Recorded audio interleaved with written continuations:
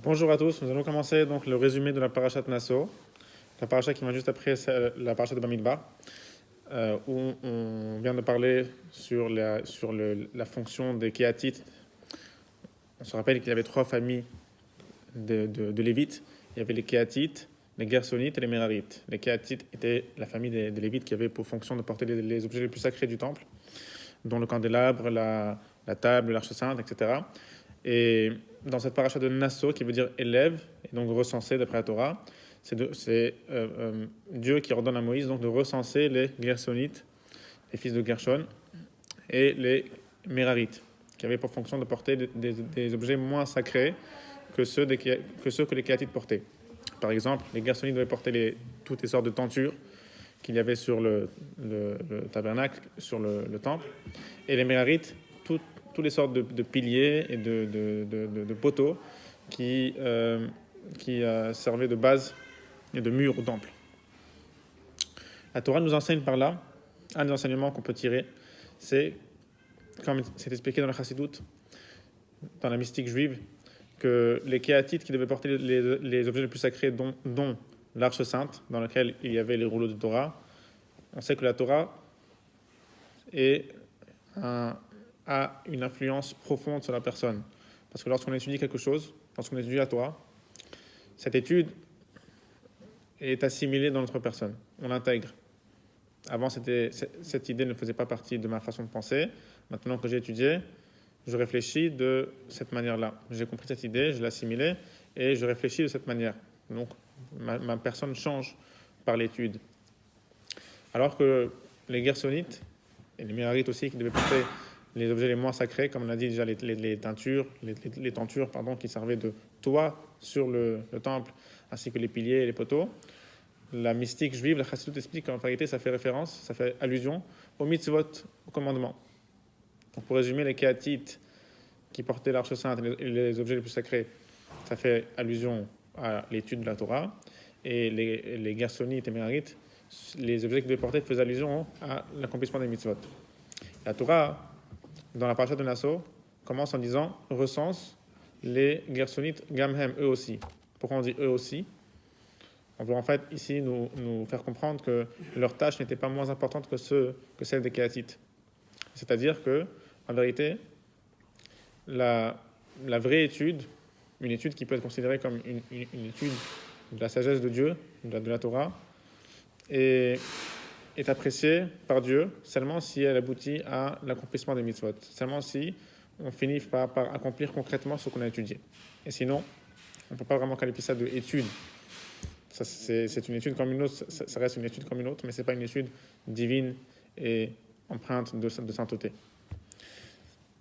La Torah dit donc à Moshe Rabbeinu, Hachem ordonne à Moshe Rabbeinu de recenser donc les fils de Gerson et Merari de 30 à 50 ans, qui était l'âge apte à travailler dans le temple. Et leur chef était Itamar. Itamar qui était le quatrième fils de Aaron HaKohen, Aaron le grand prêtre. C'était celui qui était préposé et qui devait les surveiller leur travail. Ensuite, la Torah nous enseigne la loi de la purification du camp. Hachem ordonne à Moshe Rabbeinu de mettre en place ce qu'on appelle la purification du camp, c'est-à-dire de faire attention à ce que les camps dans lesquels les Bnei Israël résidaient étaient purs.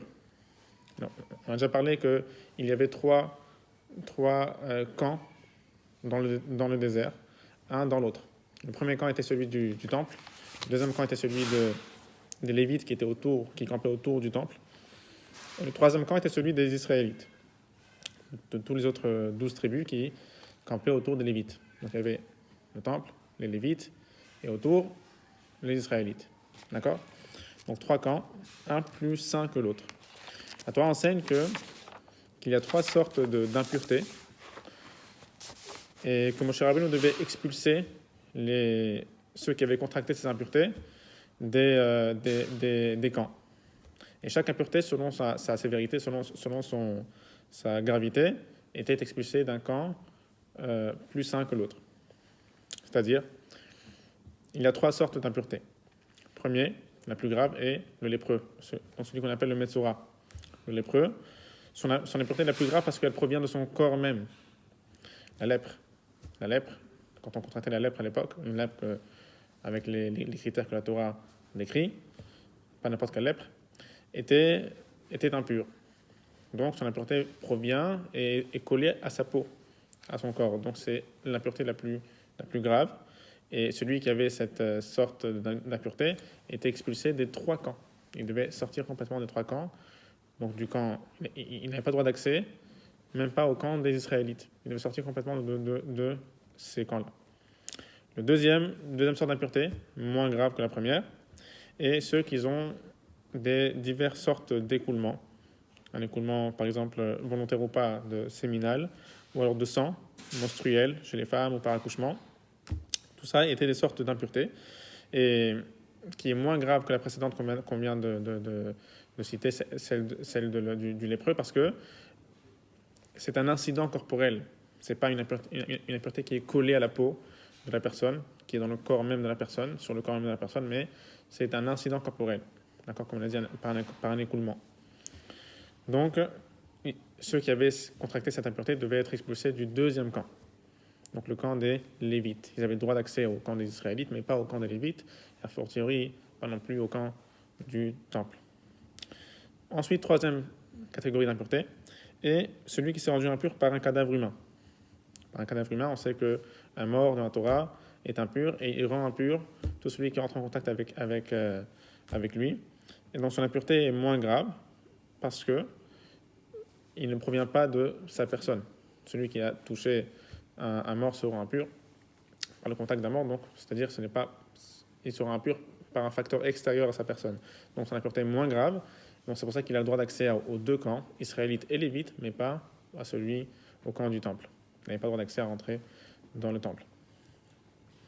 Quatrième sujet de cette paracha, c'est encore un sujet de cette paracha, c'est le sujet du vol. La Torah commence à expliquer un cas spécifique où des personnes ont retenu, ou tout individu qui retient un vol, qui retient de façon illicite donc le bien d'autrui, ou par un vol, ou qu'il s'agisse par exemple d'un paiement de salaire qui n'a pas été effectué, ou un détournement de fonds, donc, et qui aggrave son cas en jurant, en prêtant un serment sur le nom de Dieu, qui ne doit rien à la victime. Dans ce cas-là, s'il veut se repentir, s'il veut racheter sa faute, il devra procéder ainsi. Il devra premièrement d'abord rembourser sa dette à la victime, donc rembourser la dette, plus en ajoutant un supplément d'1/5 du total qu'il doit rembourser. D'accord ? Deuxième chose, il doit aussi offrir un sacrifice au temple, un sacrifice d'expiation sur le fait qu'il a juré à faux et qu'il n'a pas remboursé la dette avant. Mais tout cela, ce sacrifice l'expiation viendra seulement à condition qu'il confesse sa faute aussi. Car la confession est, comme le dit le Maïmonide, une condition nécessaire et obligatoire pour le repentir, pour qu'une faute soit expiée. D'ailleurs, c'est justement d'ici qu'on apprend que afin de faire teshuva, afin de se repentir, il faut aussi confesser sa faute à Dieu, exprimer le regret et la conscience en fait du tort qu'on a causé à Dieu et qu'on a causé à autrui, à son prochain, et la décision de ne plus reproduire cette faute. Troisième loi, c'est si la victime est un converti. Si on a volé un converti, par exemple, qui n'a pas de famille, donc on ne pourra pas rendre l'argent, rembourser la dette, rembourser l'argent à la victime, puisque, par exemple, si elle est morte, donc dans le cas d'un converti qui n'a pas de proches parents, on devra remettre l'argent au Kohen. D'accord ? Au Kohen, au prêtre, qui était de service ce jour-là au temple. Lorsqu'on apporte le sacrifice au temple pour expier sa faute, on devra aussi apporter l'argent au Kohen qui servait au temple, puisqu'ici il s'agit d'un converti qui n'a plus de filiation familiale avec sa famille, d'après la Torah, puisque lorsqu'on s'en convertit, on devient une nouvelle personne qui n'est plus attachée à sa famille précédente non juive. Donc on devra remettre l'argent au Kohen. Bien sûr, il ne faut pas oublier que une personne qui vole un non-juif, la loi stipule que c'est encore plus grave, parce qu'à part le fait qu'on n'a pas le droit de voler un non-juif aussi, mais il commet aussi l'erreur de profaner le nom divin, puisqu'un le non-juif verra qu'ainsi se comporte un juif, et il dira, ah voilà comment se comporte la nation juive, qui se comporte selon la Torah. Donc on profane le nom divin et c'est encore pire. Cinquième sujet de la paracha, c'est la sota, donc la femme rebelle. La sota, c'est un cas assez compliqué, je vais essayer de résumer.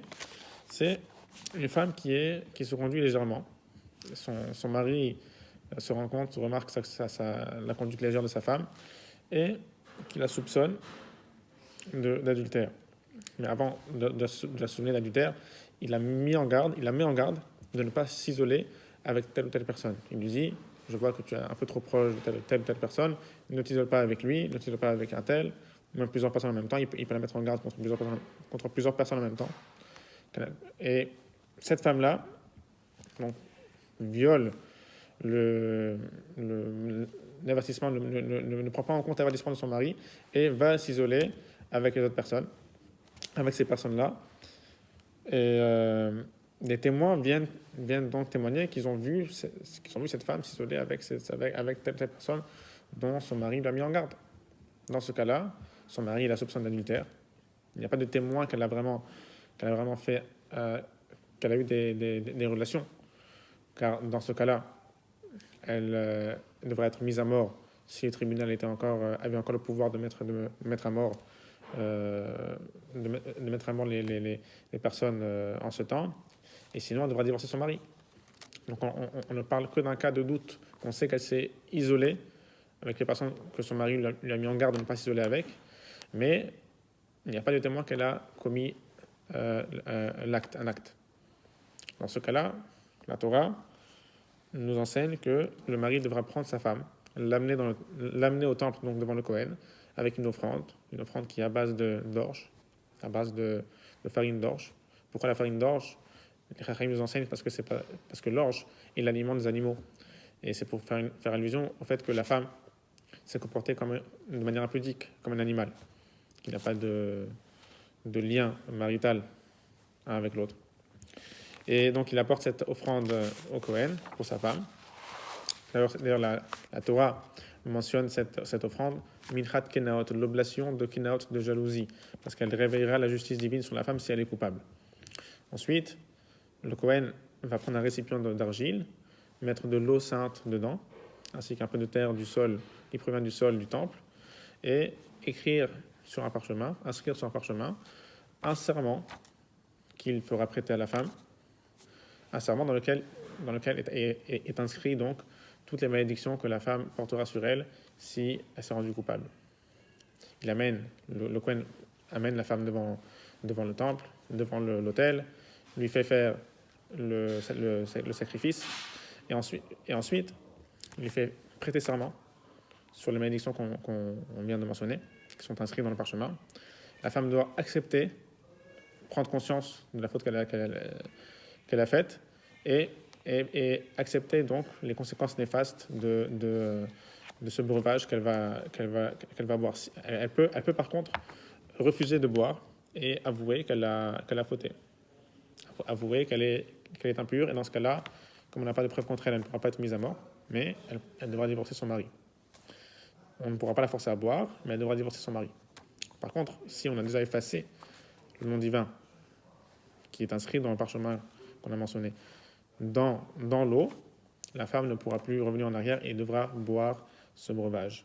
Donc, dès qu'elle boit ce breuvage, les conséquences sont que si elle est coupable, tous ses membres vont commencer à enfler et à tomber, à s'effondrer, à commencer par le ventre et le flanc. Donc le flanc qui évoque en fait ici la partie basse, dont la matrice et les parties génitales avec lesquelles elle a commencé la faute. Donc si elle est coupable, elle reçoit cette punition, et en même temps, l'homme avec qui elle a fauté reçoit cette même punition d'où il est. Par contre, si elle est innocente, alors là, la Torah stipule que au Teoraï, Veiniketa, Venizera Zera, qui veut dire que si elle est pure, elle aura justement de la bénédiction. Une bénédiction qui sortira de ses os, c'est-à-dire qu'elle sera bénite, elle aura une meilleure descendance. Si elle avait du mal à coucher, elle accouchera plus facilement. Si elle avait des enfants qui étaient laids ou moches, elle aura des beaux enfants en bonne santé, etc., etc. Elle sera bénite par ses os et tout le monde verra son innocence. Il y a un autre critère qu'il faut mentionner, c'est que le mari doit aussi être exempt de faute. Si le mari est un dépravé, donc l'eau n'aura pas d'effet sur sa femme. De la paracha de la Sota, on apprend déjà la sainteté, le caractère saint que la Torah, que Dieu confère, que Dieu considère au mariage. Un mariage, d'après la Torah, est quelque chose de saint, qu'on n'a pas le droit de profaner. Et c'est pour cela que les partenaires se doivent... La Torah exige des partenaires une fidélité et une pureté parfaite. Autre chose aussi, c'est que Dieu, on peut remarquer que Dieu est prêt à effacer son nom divin, qui est inscrit dans le parchemin qu'on efface dans l'eau que la femme va boire. Et donc Dieu est prêt à effacer son nom divin afin de rétablir l'harmonie, la paix au sein du couple. De là, on voit à quel point rétablir l'harmonie dans un couple est une grande mitzvah et quelque chose de très très important. Cinquième sujet de la paracha, c'est le nazir. La Torah passe au nazir. Le nazir, c'est un homme ou une femme a le droit, volontairement, de formuler un vœu dans lequel il rentre dans un état de nazir, c'est-à-dire dans un état de sainteté. Et de cette sainteté qu'il découlera, trois restrictions qui se devra de garder. Donc une personne peut dire, me voici nazir, et il se devra de garder trois restrictions. Première restriction, c'est ne pas consommer tout produit qui provient de la vigne. Donc les raisins, pas manger de raisins, pas boire de vin. La Torah interdit même le vinaigre. Deuxième restriction, c'est ne pas se couper les cheveux. Il doit ne pas toucher ses cheveux pendant tout le temps du naziréa. Troisième restriction, c'est ne pas se rendre impur au contact d'un mort. On l'a dit, le contact avec une dépouille, un cadavre humain, après la Torah nous rend impur, et le nazir n'a pas le droit délibérément de se rendre impur délibérément. Il faut faire attention à ne pas se rendre impur au contact d'un mort. La période minimale d'un nazir est de 30 jours, mais une personne peut s'astreindre à une plus longue période et même à vie. On peut être un nazir à vie. Si un nazir, pendant son naziréa, se rend impur, délibérément ou pas, par le contact d'un mort, donc il devra procéder à une période de purification de 7 jours. Et le 7e jour, il devra se raser la tête. Le 8e jour, il apportera des sacrifices d'expiation sur le fait qu'il n'a pas fait assez attention. Il n'était pas assez vigilant sur le fait de se rendre impur au contact d'un mort. Donc des sacrifices d'expiation. Et il recommencera, donc ce 8e jour, une nouvelle période de naziréa à nouveau. Donc ça coupe les jours de naziréa qu'il a commencé à entreprendre. Le contact d'un mort coupe cette période-là, et après la purification, il devra reprendre à nouveau une nouvelle période. Au terme du naziréa, le nazir devra apporter des sacrifices, donc plusieurs sacrifices, ainsi que des pains azim, et dont une partie reviendra au Kohen, qui est au service au temple. Et ensuite, il devra se raser la tête. Le Kohen jettera sa chevelure sur le feu, sur le temple, car sa chevelure est sainte. Et il pourra recommencer à se rendre impur au contact d'un mort, à manger des raisins ou boire du vin, etc. Donc toutes les choses qui lui étaient interdites lorsqu'il était nazir, il pourra recommencer une vie profane, normale. Il est important de noter qu'un nazir est une personne qui le veut d'être un nazir, doit être animé, en principe, doit être animé par le sentiment de vouloir se rapprocher de Dieu, de vouloir se priver un peu plus des plaisirs matériels afin de ressentir une proximité accrue avec Dieu. C'est cette sorte de naziria que Dieu considère, que Dieu apprécie. 6e sujet de la paracha, c'est la bénédiction des Kohanim, donc la bénédiction des prêtres. Dans le temple, on sait que les Kohanim avaient le devoir, ont le devoir et le privilège aussi, de bénir le peuple juif dans le temple, et par la suite, après la destruction du temple, dans les synagogues, ce qu'on appelle les Birkat Kohanim. Ils sont choisis par Dieu pour être le vecteur de la bénédiction divine. Il y a plusieurs bienfaits que contiennent ces bénédictions. On en citera quelques-unes. Dans la première bénédiction, c'est la prospérité matérielle, le triomphe sur les ennemis, la suprématie, la réussite financière, l'abondance de récolte, la bonne santé, un bétail sain et prolifique, une longue vie, une grande descendance et la protection des bienfaits octroyés. Deuxième bénédiction, c'est l'illumination et bienveillance. C'est-à-dire en fait le mérite de percevoir la sagesse infinie de Dieu et les mystères de la création tels qu'ils sont dévoilés dans la Torah, tels qu'ils sont cachés dans la Torah. Et comme on sait que la Torah est appelée lumière, Torah or, la Torah de lumière. Donc cette bénédiction est de pouvoir déceler, de pouvoir mériter à percevoir cette lumière cachée dans la Torah. Ainsi que de trouver grâce aux yeux d'autrui, aux yeux d'autres personnes. Donc de mériter une grâce divine. Troisième bénédiction, c'est la considération particulière que Dieu donne au peuple juif, même lorsque nous sommes coupables, même si le peuple juif n'est pas méritant. Donc Dieu contiendra sa colère, donc se retiendra d'exercer donc toute l'attribut de sévérité. Donc tant que ces fautes ne sont pas envers d'autres personnes, tant que ce sont des fautes qui sont entre nous et Dieu pourra contenir sa colère. Par contre, si ce sont des fautes qui sont entre un homme et son prochain, Dieu ne pourra pas se retenir. La paix, dans la troisième bénédiction, est inclus aussi la paix, parce que sans la paix, tous les bienfaits qu'on vient de mentionner ne valent rien. Septième sujet, c'est le sujet des offrandes des 12 tribus.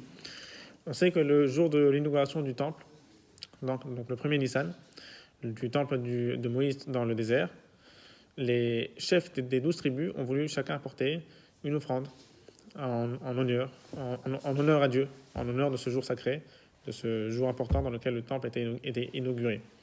Et la Torah fait attention à mentionner chacune des offrandes, même s'ils apportaient exactement les mêmes choses.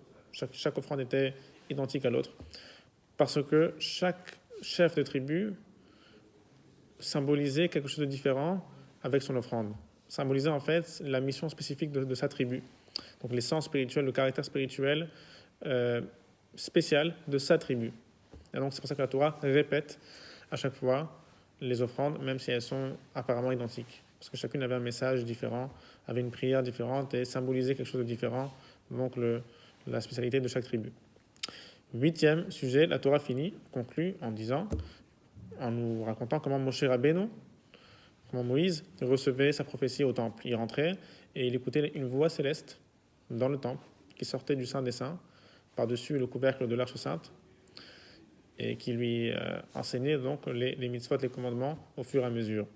Et la Torah conclut avec cela pour nous enseigner que c'est seulement une fois que le peuple juif tout entier ainsi que les chefs des tribus ont participé à la construction du temple, avec les sacrifices, avec les matériaux qu'ils ont donnés et contribués, de leur propre gré, ce qui exprimait en fait leur volonté de recevoir, d'accueillir Dieu en leur sein, que la présence divine se manifeste dans leur campement, donc dans leur sein. C'est seulement alors que Hachem, que Dieu octroie son esprit saint, son Ruach HaKodesh, sa prophétie à Moïse, afin qu'il serve d'intermédiaire entre lui et le peuple juif. Car toute la grandeur de Moïse, toute sa prophétie, sa grandeur spirituelle, ne lui a été donnée que parce que Dieu chérit le peuple juif, afin d'être un intermédiaire entre lui et le peuple juif. Shabbat Shalom.